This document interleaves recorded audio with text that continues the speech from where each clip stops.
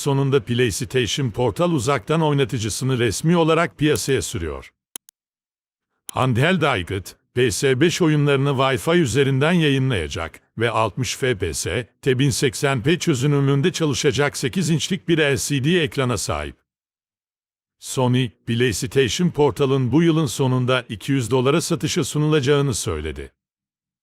Sony Interactive Entertainment'ın platform deneyiminin üst düzey başkan yardımcısı Hideaki Nishino, PlayStation Portal, PS5'e Wi-Fi üzerinden uzaktan bağlanacak, böylece PS5 oyununuzdan PlayStation Portal'a hızlı bir şekilde atlayabileceksiniz, dedi.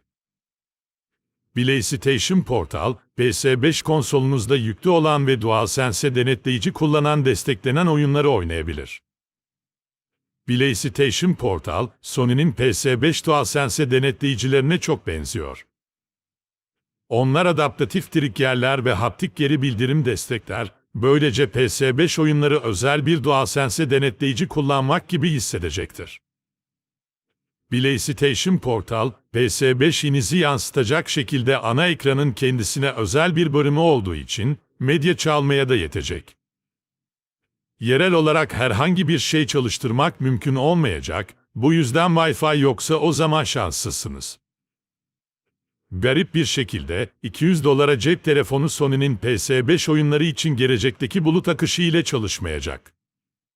Sony, PS Plus Premium üyeliği kullanarak PS5'e akış yapılması gereken oyunlar uyumlu değildir, dedi. Yani PlayStation Portal, kendi PS5'inize yüklediğiniz PS5 oyunlarını uzaktan oynamak için elinizde bulunan bir bilgisayara aktarmak için gerçekten bir yoldur.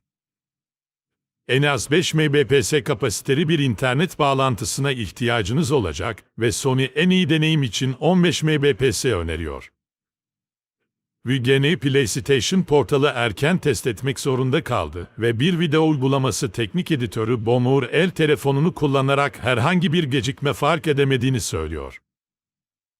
Bu deneyimin önemli bir parçası olacak, çünkü Wi-Fi ağları üzerinden oyun akışı pek çok kişi için mükemmel bir deneyim değil. PlayStation Portal'da Bluetooth yok, bu yüzden kablosuz kulaklıklara veya Sony'nin Pulse 3T kulaklığına bağlanamayacaksınız. Bunun yerine PlayStation Link kablosuz teknolojisini kullanıyor, PlayStation cihazları için yeni bir özel standart. PlayStation Link düşük gecikme, kayıpsız ses sunmak için tasarlanmıştır ve Sony ayrıca bir kablosuz kulaklık ve Buds piyasaya sürüyor. Bu yeni kulaklık veya kabloyu bir USB adaptörü aracılığıyla bir PS5 ile kullanabileceksiniz. Ancak yolda PS5 Slim söylentileri ile PlayStation Link'in gelecekteki PS5 modellerine entegre edileceğini hayal etmek kolaydır. PlayStation Link standartı üçüncü taraf üreticiler için de kullanılabilir olacak. Neyse ki, PlayStation Portal kablolu ses içinde 3.5 kulaklık bağlayıcıya sahip. VGN, PlayStation Portal'ın pil boyutunun henüz kesinleştirilmediğini bildiriyor, bu yüzden hala bu el telefonunun ne kadar süre çalışacağını bilmiyoruz. CNET, Sony'nin DualSense pil ömrüne benzer bir şey hedeflediğini söylüyor, yani yaklaşık 7 ila 9 saat.